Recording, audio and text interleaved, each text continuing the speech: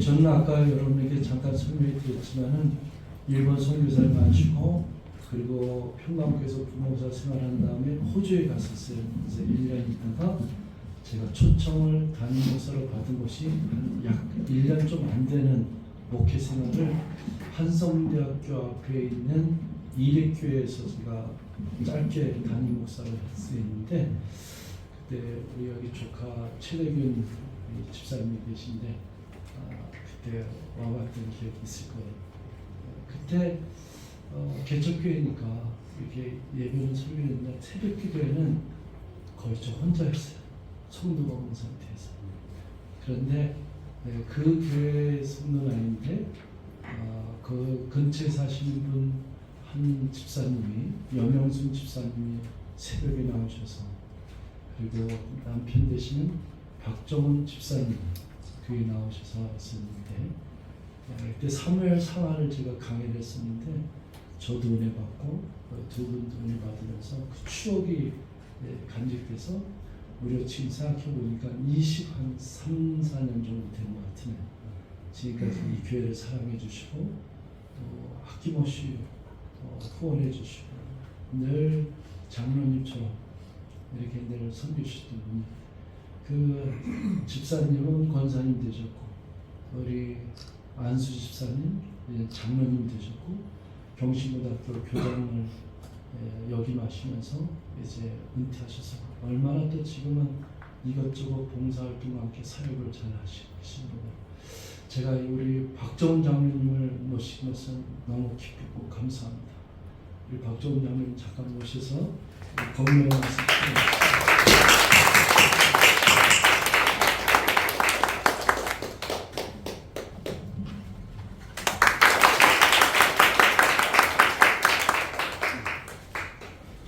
시간이 많이 갔는데 많이 시장하시죠? 네. 근데 목사님 하나님께서 정말 바라시는 교회상이 어떤 것인지를 오늘 설교 말씀으로 잘 깨우쳐 주시고 좋은 거 배웠습니다. 감사합니다.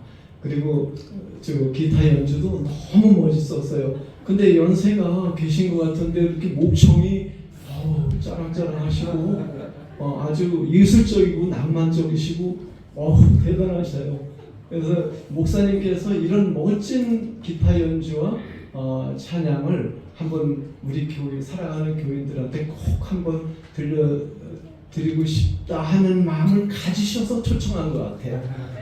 그런데 오후에 대단히 기대가 되는데 정말 기타 연주하고 찬양 아주 로맨틱하고 그 아티컬하는 그런 저기 목소리로 찬양 잘 들어서 감동이 되었습니다. 제가 지구촌 선교교회는 가끔 몇 년에 한 번 이렇게 들릴 때가 있었습니다. 저는 제가 섬기는 교회가 또 있기 때문에 저는 종로구의 안국동의 안동교회에 섬기고 있습니다. 그리고 저는 평생 38년간 학생들을 가르치는 꼰대입니다. 제가 꼰대에서 학생들한테 평생 38년이라는 기간 동안 지적하고 가르쳐주고 나름대로는 바르게 교육하고 깨우친다고 했지만 그것이 요즘 흔히 하는 말로 꼰대더라고요. 그래서 저는 꼰대입니다. 그래서 이제 그런 사람이고 목사님께서 잠깐 아까 말씀드린 것처럼 목사님의 그 청년 사역 시절이라고 또 뭐 과언이 아니죠. 젊으신 때에 저희 동네에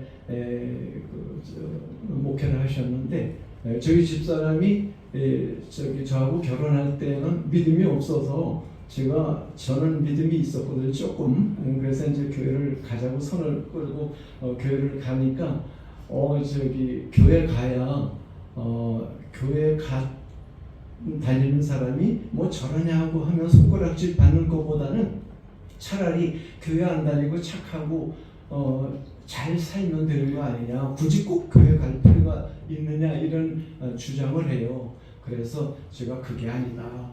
그래도 사람을 보고 교회를 다니는 것이 아니라 하나님을 보고 교회를 다니고 우리를 구원해 주시는 분은 예수님이기 때문에 우리는 다 죄인이기 때문에 아무리 잘나고 깨끗하고 선하고 훌륭한 삶을 살아도 죄인이기 때문에 그 죄를 나는 내 죄를 씻을 수가 없다. 내 죄를 대신 씻어줄 예수님이 계신데 그 예수님을 섬기고 믿어야 된다. 계속 얘기를 몇 년을 해서 몇 년 후에 한 7, 8년 그 정도 후에 이제 우리 집사람이 열심히 교회를 다행히 다니고 시작해서 지금도 이제 나이 70이 다 됐는데 주일학교 반사를 해요. 지금도. 아멘. 그렇게 하고 그 당시 목사님 만났을 때 새벽 예배를 꼬박 하루도 안 빼쳐놓고 나가는 거예요. 저는 안수집사인데도 안 나가는데 지금도 저는 안 나가요. 새벽 예배를 장로들도. 그런데 지금도 우리 집사람은 그 앞에 일산의 앞에 교회에 매일 나갑니다. 이제 제가 이제 끌려가는 믿음이죠. 제가 결혼 전에는 끌었는데 제가 이제 저희 집사람한테 끌려가는 사람이 돼서 저는 천국에 가는 거는 땅은 당상이에요. 저를 끌고 가는 사람이 있으니까 천국으로. 그래서 이제 그 집사람이 새벽 예배에 가서 목사님 설교를 듣는데 저도 한두 번 나가봤죠. 사무엘상하 이렇게 쭉 하는데 지난 어제 여기까지 얘기했는데 오늘은 이어져서 어떤 얘기가 있을까 궁금해요. 성경책을 저희도 읽어봤지만 읽어서는 그냥 읽는 거지 그 내용을 완전히 소화가 안 되더라고요. 성경이 어려운 책이더라고요. 평생 읽어도. 근데 그걸 쉽게 풀이를 해주시는데 너무 궁금하고 내일 또 나가게 되고 내일 또 나가게 되고 그렇게 되겠더라고요. 그래서 이제 그렇게 목사님을 알게 되었고 목사님 가족과 어느 날 이제 식사를 한번 했어요. 이제 5 가족이 3 자녀하고 사모님하고 나왔는데 막내 신일군은 오늘 혹시 왔나요?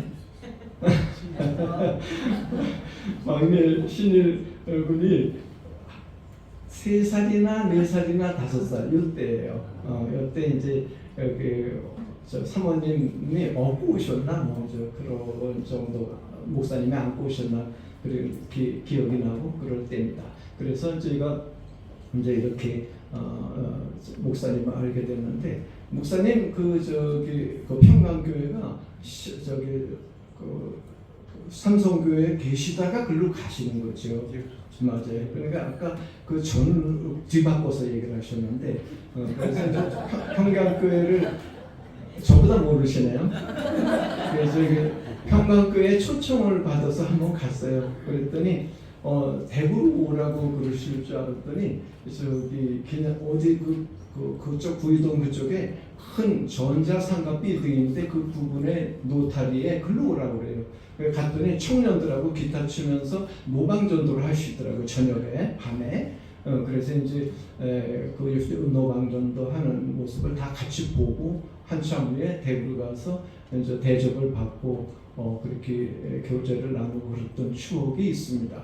그러면서 이제 이렇게 가끔 들리고 그랬는데 그때는 주일날이 아니기 때문에 목사님하고만 이렇게 얘기를 하고 또 이제 자매 한두 분 제가 아는 분들하고 얘기를 하고 그렇게 떠나갔는데 오늘은 전 교인이 이렇게 계신 자리에서 제가 이런 기회가 돼서 말씀을 드리게 돼서 정말 영광스럽고 감사하고 그렇습니다.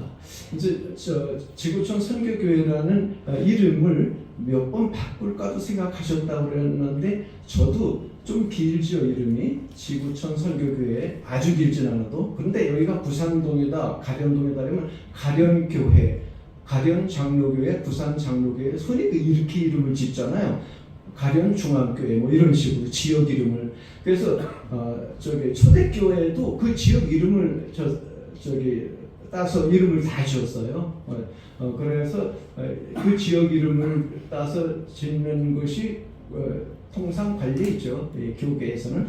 그런데 지구촌 선교교회라는 이름으로 처음 들었을 때는 20년 전에 좀 약간 솔직히 약간 너무 선교는 교회가 당연히 하는데 뭐 굳이 교회 이름을 이렇게 하셨을까 하는 생각도 솔직히 있었습니다.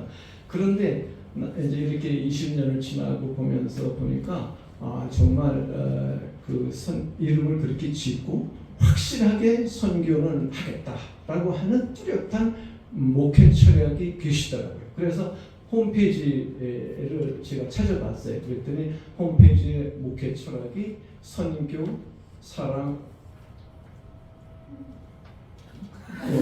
감사, 사랑, 선교, 감사, 사랑 이렇게 있어요. 선교가 맨 앞에 있어요.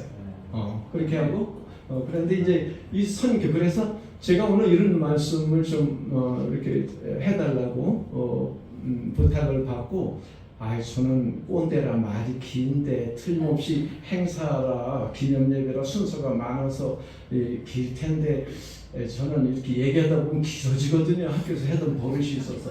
그래서 속으로 목사님 사람 잘못 잡으셨는데 그런데 그래도 제가 내 교회에 내가 출석하는 교회는 아니지만 지구촌 선교교회가 늘 마음에 있고 솔직하게 안쓰럽고 사랑을 주고 싶고 사랑하고 이렇게 바라보고 느끼고 있었어요.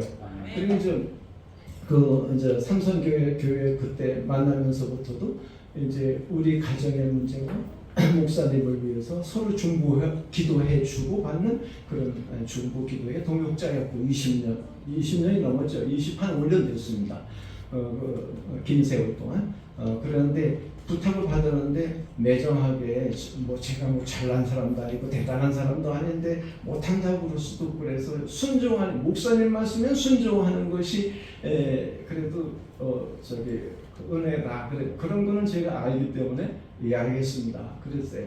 그래서 그리고 무슨 말씀을 좀 이렇게 나눌까 이렇게 생각을 하다가 지구촌 선교회가 선교의 그 철학을 가지고 목표를 가지고 온 집중을 하는데 선교에 대해서 한번 내가 생각을 해봐야겠다. 그러면서 쭉 부탁을 받고 한 3주간 무슨 말씀을 할까 하면서 묵상을 하고 버스를 타고 지하철을 타고 운전하고 가면서도 내가 지금 선교회 가서 어떤 말씀을 잠깐이라도 나눌까 하는 생각을 가지고 스트레스가 보통이 아니었어요. 진짜예요. 그런데 이렇게 얘기하고 보면 별거 아닐 텐데 저는 그 얘기를 하느냐고 준비하느냐고 스트레스를 많이 받았고 많이 고민이 됐고 많이 묵상을 하고 기도를 했습니다. 그런데 어느 날 선교에 관해서 좀 얘기를 하는 게 좋겠다 하는 얘기가 들으면 마음이 편안해지고 제목이 확 정해지니까 그 길로 가게 되더라고요. 그래서 선교에 대해서 좀 책도 찾아보고 공부도 하고 성경도 좀 봤어요. 그랬더니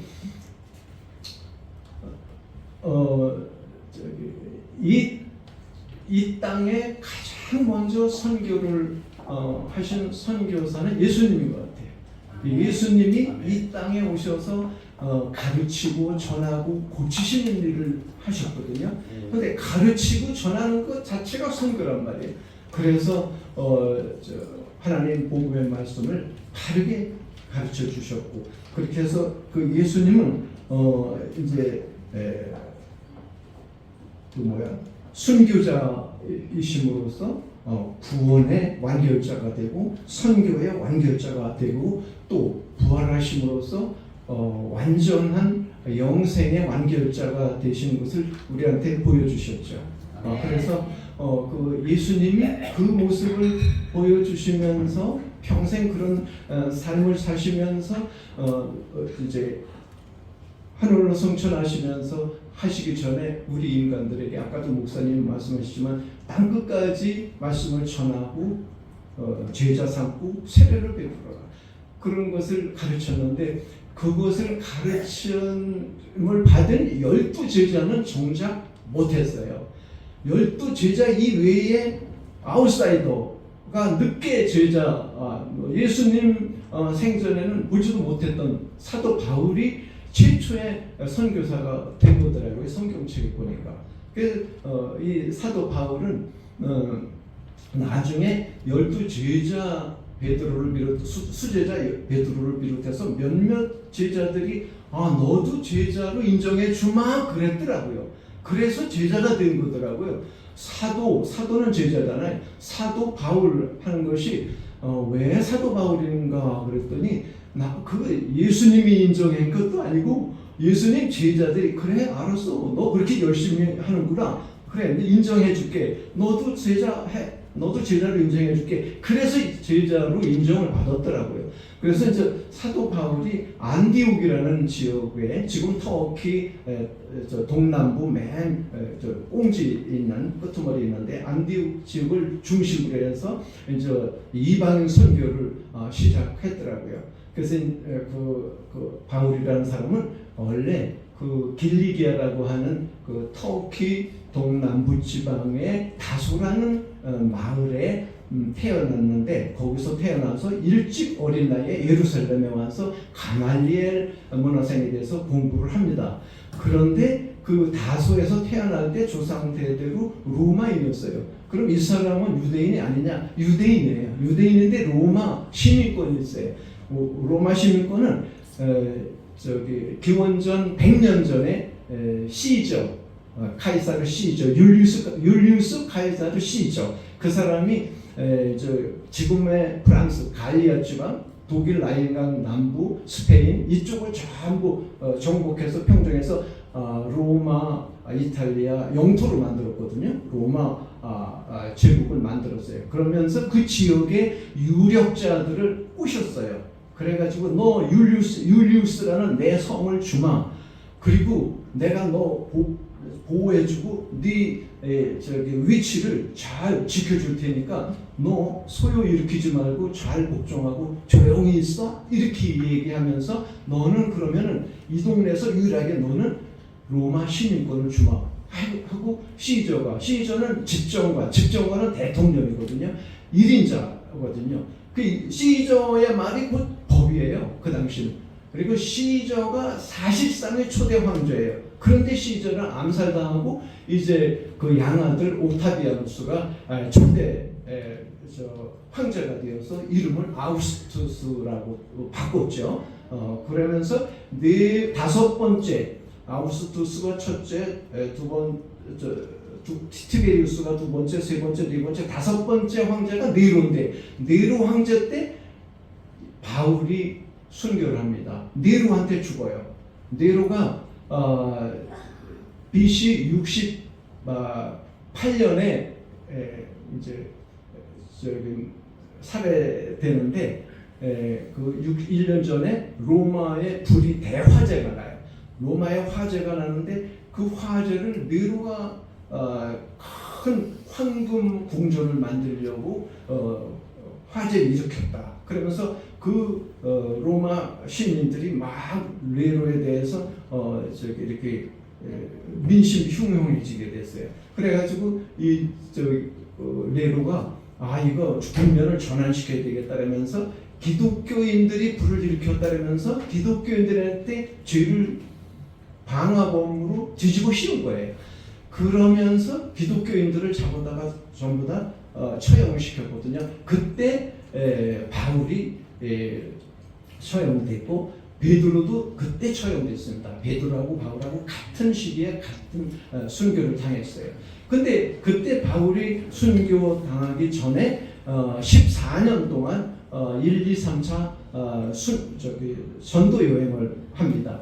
그 전도 여행을 하는데 첫 번째 1차 전도 여행은 안디옥 부근에서 했고 2차는 터키 서남동 전체를 했고 3차는 그리스 바다 건너 그리스까지 갑니다.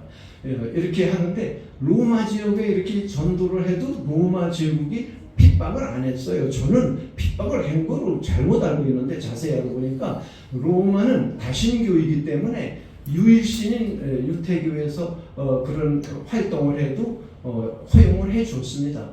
근데 유태교는 유일신이기 때문에 그 로마에 이렇게 고분고분하지 않았죠.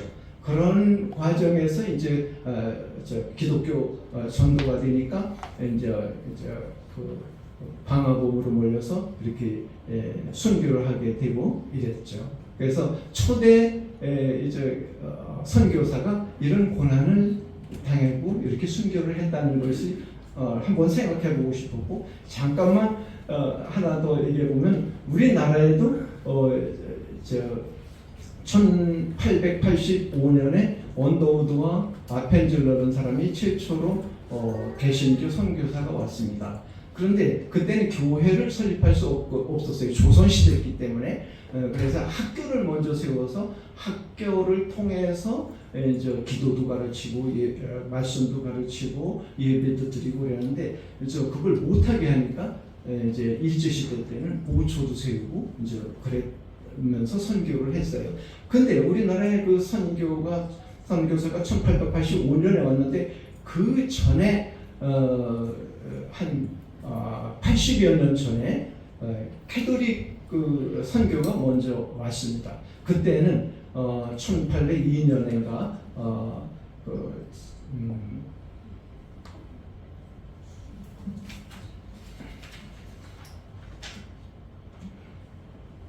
지금부터 222년 전 1801년이네요. 1년에 신유각회, 신유년에 100명이 처형이 되고 400명이 유배를 됐습니다. 그리고 65년이 그 후로 흘러서 1866년에 병인 박해 때는, 놀라지 마세요.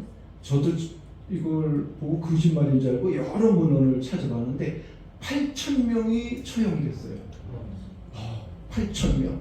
100명도 많은데 8,000명이면은 제가 경신학교 학생 전교생이 1,000명이거든요. 8개 학교의 학생 모아놓고 다 처형한 거나 마찬가지. 그 양이 8,000명을 처형했어요. 근데 그 8,000명 처형을 주로 지금 양화진에 절두산 성지, 거기가 잔두봉이라고 원래는 누에 머리 모양이라 그랬는데, 거기서 처형을 해서 절두산, 절두봉 이렇게 지금 부르고 그러는데, 그런 선교가 있었습니다. 그래서 이제 우리 지구촌 선교교회가 전 세계에 홈페이지에 가보니까 7개 나라 7군데 선교를 하더라고요. 물론 그 정도 차이는 있겠죠. 인도를 지금은 집중적으로 하는 것 같아요. 그러나 어디를 하든지 이방인에게 전도는 2000년 전이나 지금이나 쉽겠습니까? 목사님께서 어려운 가운데도 그런 선교를 이끌고 나가시는데, 같이 동역자가 되어주시는 여러 성도님들이 대단한 분들이고 존경스럽습니다. 성도님들이 이렇게 협력하지 않고 이해하지 않고 도와주지 않으면 목사님 혼자 할 수 없죠. 그래서 오늘 이 귀한 자리에 좀 제가 꼰대처럼 좀 많이 얘기하고 싶은데 많이 줄인 겁니다. 하여튼 다시 한번 축하드리고 이렇게 뵙게 돼서 대단히 감사드리고요. 선교를 하려면 우선 건강해야 될 테니까 목사님 건강하시고 여러 성도님들 모두 은혜와 감사가 넘치고 하나님의 은혜와 축복을 많이 받으시기를 바랍니다. 감사합니다.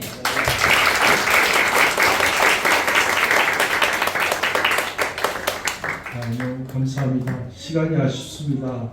긴 거듭고 싶은데 너무 감사드리고요. 이제 오늘 시간이 좀 갔지만은 귀한 한 분만 더 소개하고 오늘 마치겠습니다. 저는 여기 김혜란 집사님이 계신데, 또 우리은행을 섬기시는 분들이 저희 교회에 몇 분이 계세요. 김혜란 집사님이 이제 우리은행 과장으로 근무했다가 본점으로 차장으로 승진하면서 거기서 신회를 만납니다. 우리 기독선교. 그래서 그 우리 기독선교에서 설교하시는 분을 여러분을 이제 초청해서 이제 지도 목사님을 선정해야 되는데, 제가 이제 추천을 받아서 2개월만 이제 가서 매주 목요일 날 거기서 말씀을 증거하기로 이렇게 했다가 2개월 지난 다음에 목사님 한 6개월 더 하십시오 그러다가 올해 말까지 하십시오 그러다가 무려 19년이 됐습니다. 지금까지도 거기서 이제 지혜가 생겨서 본점의 명동 본점하고 그 다음에 상암 지혜가 생기고 그 다음에 성수 지혜가 생기고 우리서비스 네트워크 이렇게 지혜가 생겨서 지금까지 잘 하고 왔는데 오늘 우리 기독교 선교회 이 코로나19 때 굉장히 어려웠었는데 우리 귀한 회장님이 1년도 아니고 무려 3년 연임하시면서 정말로 열정과 열심히 가지고 섬기시는 우리 기독선교회 회장님 오셨어요. 네, 우리 회장님 옆에 계신 분이 성수지회 회장님이세요. 근데 이제 상암지회 회장님은 못 오셔서 이렇게 꽃 화음만 이렇게 보내셨는데 너무 우리 기독선교회는 제가 너무 은혜를 받았고 함께 등록하면서 가장 기쁨을 누렸던 분이시다. 우리 오영주 우리 기독선교회 회장님 잠깐 모셔서 축사의 말씀 들어주세요. 박수.